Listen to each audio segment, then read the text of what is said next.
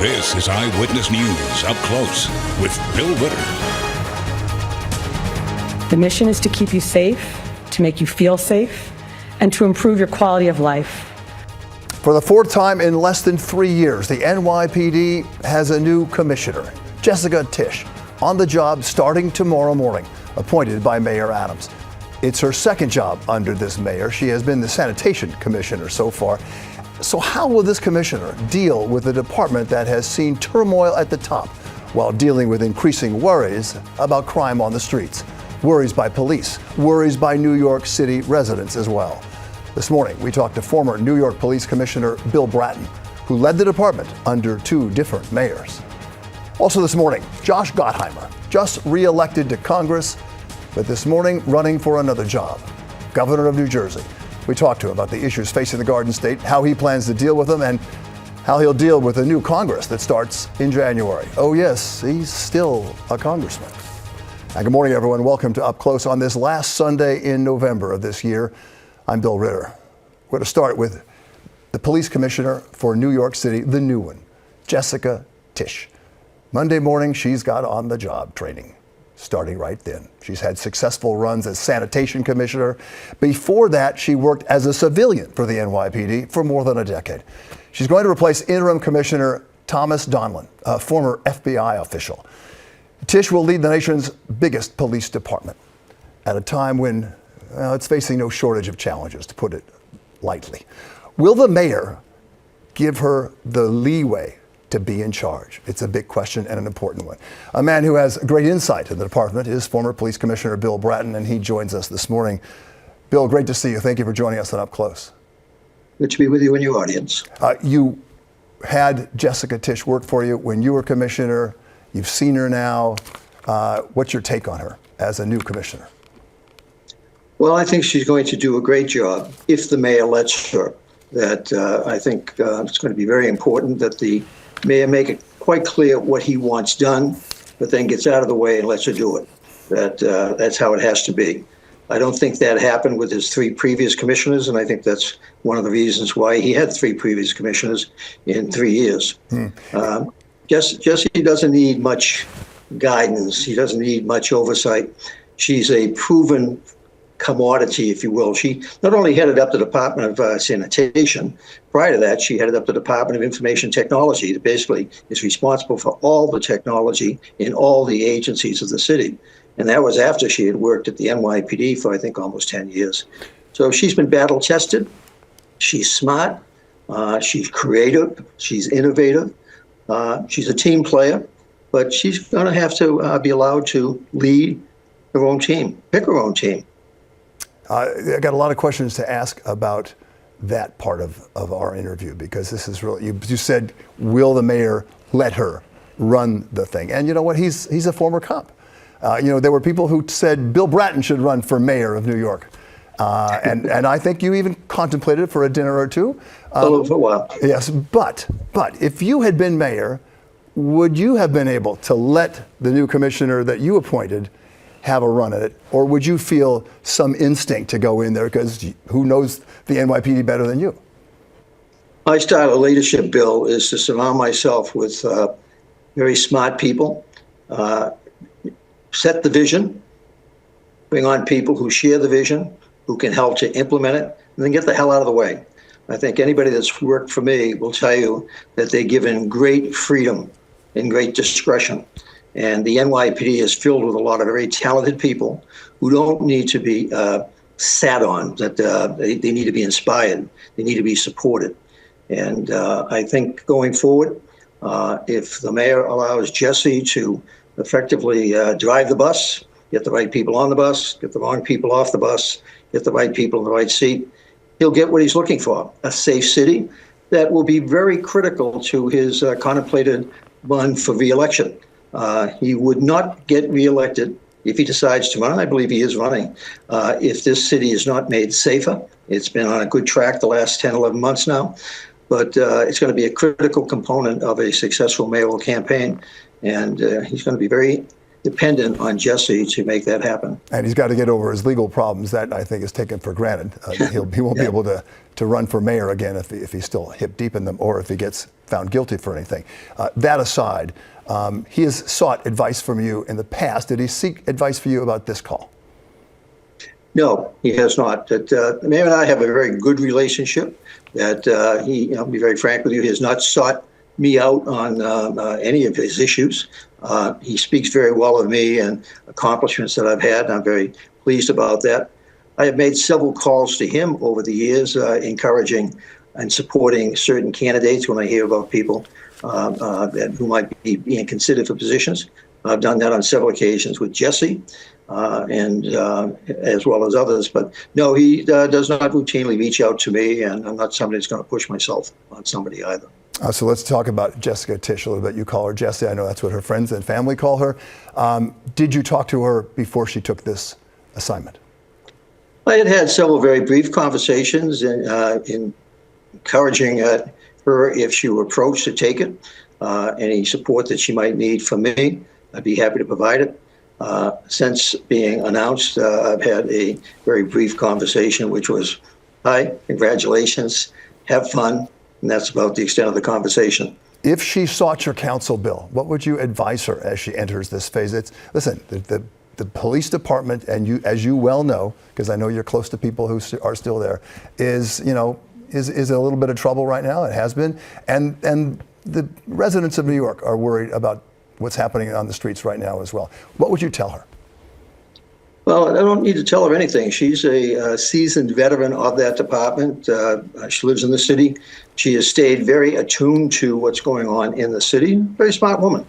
And so I think she has her own set of ideas. She worked in what I would like to believe was very successful administrations. Commissioner Kelly before me, certainly my time, and then went on to lead two of the most important agencies in the city. She is going to focus, I believe, on issues that need to be addressed. One is officer morale. It's terrible at the moment. The union leadership will tell you that. The officers are overworked in terms of being forced to do overtime, not getting days off. There are contract dispute issues that are going to have to be resolved. Equipment issues, shortage of cars. Still the issue of building public trust. A lot of that was lost during the Eric Garner and George Floyd incidents in the city. And that's going to take a lot of careful work to regain trust where it's been lost. But I believe she has those capabilities. And the best part about Jessie is that, unlike her three immediate predecessors, that she's so well prepared for this job. She knows the city council. She knows the state legislature, gets along well with both of them, which is critical. Intimate understanding of the department. And right out the gate, the unions are saying good things about her, which is oftentimes not the case. And you are saying good things about her, too. You look at her background, and you as I have done, you look at her research. As you said, she's been around for a long time and has done big things for this city. 3 degrees from Harvard University. That's a pretty darn good thing. A family that's hugely successful and has a huge presence in the biggest city in the country. And yet she still has this drive.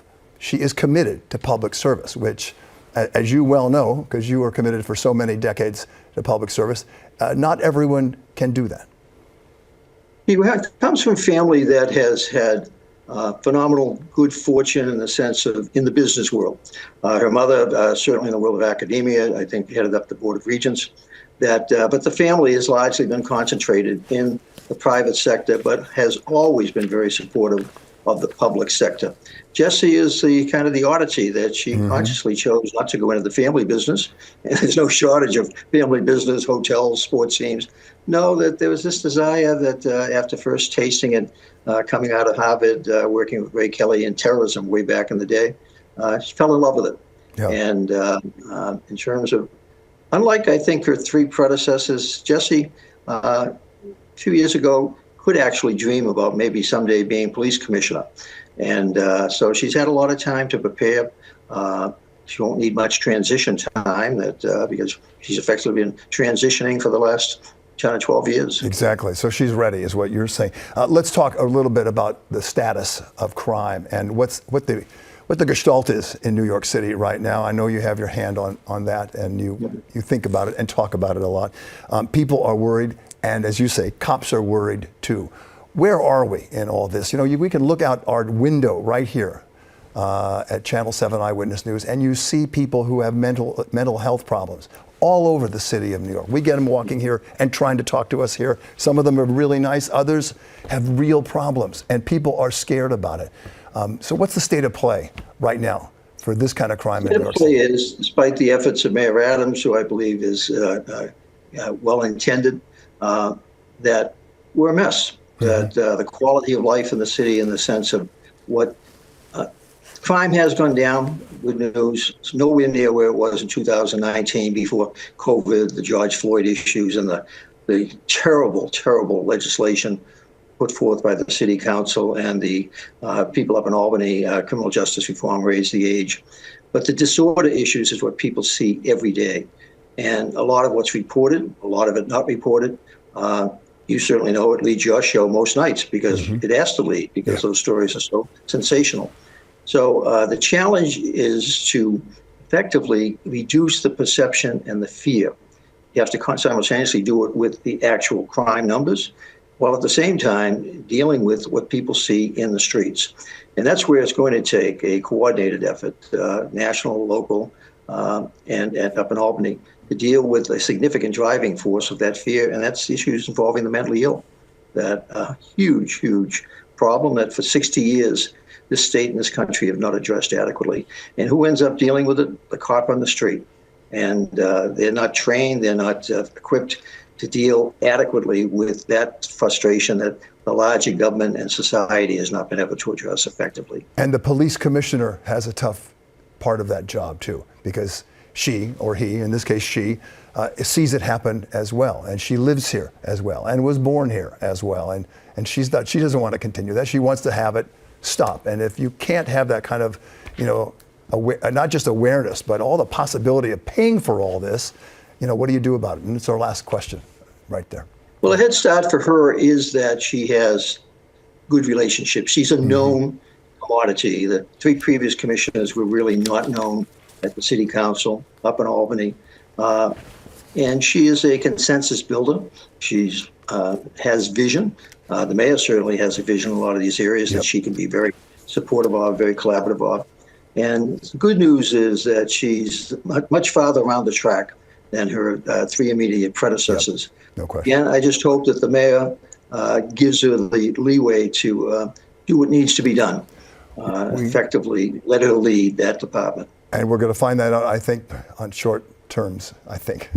Bill Bratton, as always. We'll find out very shortly. Exactly. Great hearing your input. Thank you for joining us. All the best. All right, thanks, Bill.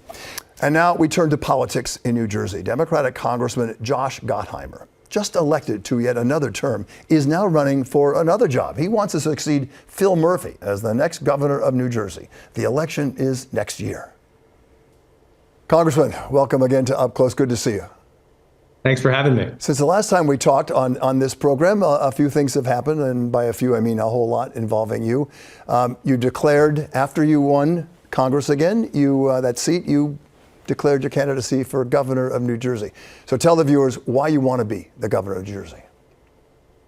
I mean, for the biggest reason is I'm running to be the lower taxes, lower cost governor. Bill, you know this, and we saw this in the election. People are rightly frustrated. Things are too expensive. Here in Jersey, it's an incredible state. I love it. We got the beaches, lakes, great, smart people. But you know what I hear about, and I was in 9 diners in the last few days because I'm on a 21 county diner tour, and everyone's saying the same thing to me. We got to get the costs of housing down and health care and child care and get our taxes down and our utility bills. So I've been focused on this, since I ran, as you know, for years. We've been talking about this, and I've done a lot as co-chair of the Problem Solvers Caucus, bringing people together to actually solve problems. And that's what I plan to do as governor, to do everything we can to make life more affordable for folks. All right. I wish we had about 3 days to talk about all this because you raised a lot of issues. You can have me back. There you go. And that's what we'll do. Let's first talk about taxes. What will you do to cut taxes? Listen, the biggest thing we have to do besides taking on some of the bureaucracy that we deal with is growth. We got to get more jobs into the state. We lost 300,000 people over the last 2 years. We're the fourth most expensive state in the country, highest property taxes. We got the best way is you got to bring more good paying jobs in for people, and that will really help us have the resources we need to get those taxes down. I've been studying this for a long time. We also have to get more money. A lot of states have done a better job of getting money back from the federal government. The tax dollars we send there back to Jersey. I think we can really get a lot more back. I'm going to have a clawback czar who just focuses on that. And so I'll come back, and I've got a speech I'm giving in a little bit on literally every aspect of how we're going to get taxes down and make life more affordable. But the bottom line is there's a lot of ways to actually get this done. And other states have done it. We've got, a lot of states nearby us that have lower taxes, and we should have lower taxes and frankly, lower costs overall for people, because there's just no reason right now with people struggling that we can't do a better job of this. It's why this week also I've been fighting this congestion taxes, because the idea that we're going to actually let New York whack our hardworking families with yet another tax is absurd. And yet, I should mention salt, by the way, that's coming back too. What is? The salt deduction. Well, I want to talk about that, because a lot of your constituents and a lot of people who live in New Jersey, not rich people, these are people working for a living, and they have been hit hard by not getting that salt deduction. Yeah, listen, it's brutal. We know that in 2017, some of those red, or what I call moocher states, decided to jack up our taxes by gutting the state and local tax deduction, and it expires in 25, meaning that the full deduction will come back. And you're going to see a big negotiation in 2025 over getting the state and local tax deduction back to lower taxes for families in Jersey, in New York, and the tri-state area. And you've got a lot of Democrats and Republicans from the area who believe we've got to get that back. We saw that the president-elect said that he'd support bringing the salt deduction back in a bigger way. So we're going to hold his feet to the fire on that one, too. Yeah, well, this is the guy who took it away from people in your state. He took it away from us, and now he claims he wants to give it back. So let's hold him accountable for that. Let's talk about congestion pricing now. And it's interesting because the last couple of weeks we've talked about New Jersey and transit there raising taxes and raising prices and fares. So let's talk about why you're against congestion pricing, what you're going to do about fares in New Jersey. And just so everyone, and just to review this one, this is the idea that the MTA, because they're so woefully mismanaged and in massive debt, and blew $700 million last year to fare skippers, people didn't pay to ride. So they're looking for someone to help pay for their mismanagement. They turn around to Jersey, the people in the outer boroughs, in New York, Westchester, and say, oh, we got it. What we're going to do is, in addition to what you pay to go over the GW Bridge and through the Lincoln and Holland Tunnel, now when you go into New York City, we want to hit you with $9 a day new congestion tax just for coming in. That doesn't count parking or gas. You're talking about $2,500 a year for this new tax they want to hit people with. You're talking about hardworking families, nurses, electricians, cops and firefighters. It's absurd. And the idea that they want to bring this back and try it again, I killed this once, we'll kill it again. But it's ridiculous that they're trying again on this. They did try to get it at $15, and they pulled it back. The governor of New York, Governor Hochul, did pull it back in June, and now she's proposed a $9, which is a lot less. But this is but now that's a lot of money. It might be a lot less, Bill, but that's a lot of money for people struggling to make ends meet, and pay their rent. No question. This is not so much a battle between political parties as it is a battle between where people live in the tri-state. Yeah, so we've got a great cooperative relationship in New York and New Jersey. We've got 20% of the nation's economy running through it. We've always worked together with the Port Authority. It makes no sense that New York would turn around and stick it to Jersey to make us pay for their problems. And that's what I'm frustrated about. This is just not the way you work together. And right now, people just can't handle another cost. We got to get costs down, taxes down, not hit people with something else. Are you going to court in this? Sorry? Are you going to court on this?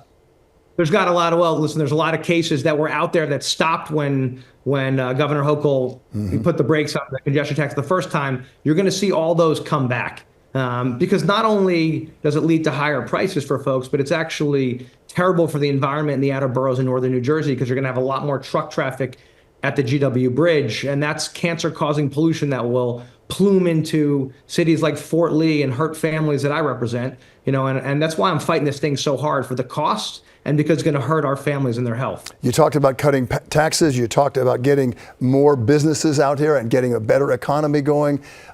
The election this month, earlier this month, was mostly about the economy. And you're talking about this right now.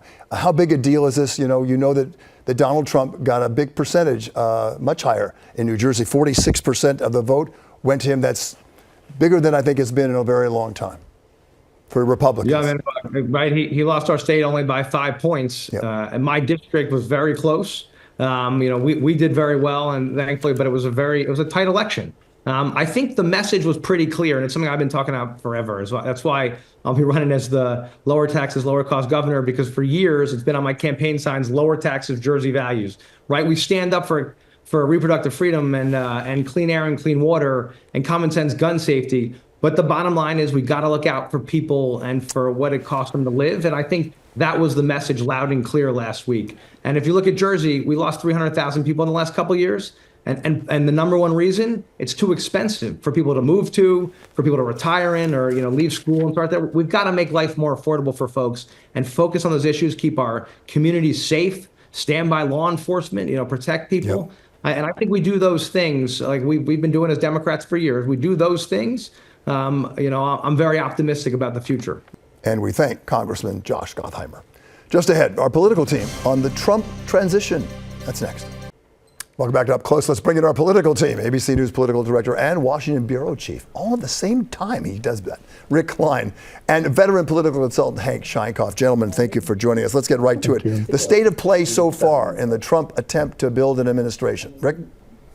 Well, it's chaotic. It stops and starts. He almost had his whole cabinet filled, and then the attorney general choice stepped away. And to me, that was a big moment because it indicates that the Senate is still going to be the Senate and might have some things to say. It also indicates a little bit of the chaos behind the scenes. That I think that there were real surprises at Mar-a-Lago about the things that came out about Matt Gaetz, which shouldn't surprise that many people. I think that this cabinet is likely mostly to get confirmed, but there's still some interesting twists ahead because I think a lot of the scrutiny that was headed toward Matt Gaetz is now going to be on Hegseth, Tulsi Gabbard, and others. And you, Hank, what's your take on this? And what's ahead? I mean, how many big scandals can there be in one attempt to have an administration? Well, there can be, and we're going to see more of it. But the important thing here is what Rick touched on. Frankly, the Senate is the Senate. They're not going to turn that body into a rubber stamp for this president under any circumstances. It has its own traditions, its own way of looking at the world, and they're going to protect the government and the integrity of the United States whenever they can. Yeah, so let's talk about that, and let's talk about what might happen, all the administration part of it aside, because their administration, Trump wants them to follow what he wants to do, and many of them are completely wired to this 2025 program that Trump said he didn't know anything about. Rick? Yeah, I think the policy blueprint that Project 2025 had, it was always going to be a little cut and paste. Some of it was things that are on the wish list, other things that Trump is going ahead with. And I don't think his protestations about not knowing anything about it were exactly right. And I don't think that anyone that said that this was the whole agenda is exactly right. I think so far we haven't seen that much new in terms of new policies. We've seen a lot of executive orders potentially promised, a lot of fast action on the border. But this isn't going to be a big legislative agenda, whatever Project 2025 has to say about it. And I do think a lot of the action is going to be driven out of the executive branch, particularly if these cabinet secretaries are largely confirmed. And Hank, we hear a lot about, executive orders, perhaps as soon as day one, are going to just light up the sky in Washington. Well, look, it's he's not going to do everything that he thinks he's going to do as quickly as he thinks he can. And frankly, he can't create new departments in the government. That's the function of the Congress, not the function of the President of the United States. All right. How would you judge this so far if you had to grade it on Rick real quickly? Well, I think so far it's been, about what you'd expect in terms of the chaotic nature. I think losing a cabinet pick is not atypical. I think it's too early to tell, though, because it's not clear if the others are going to be okay or if you're going to have multiple cabinet picks who withdraw before they have a chance to take the oath. Professor Hank, you have the last word. There is no Trump like the old Trump, and anybody who thinks there's a new Trump is just plain wrong. Okay, good advice and insight from both of you. Rick Klein, Hank Scheikoff, thanks for joining us. See you next time. Thank you. And we'll be right back. And that's going to do it for this edition of Up Close. Tiempo with our pal Joe Torres is coming up next. If you missed any of today's programs, not to worry. I'll post today's segments on my Facebook page tomorrow. And you can always, of course, watch the show on our new podcast on any of our platforms. Thank you all for watching. I'm Bill Ritter, and for all of us here at Channel 7 Eyewitness News, we wish you health and peace, and let's take care of each other.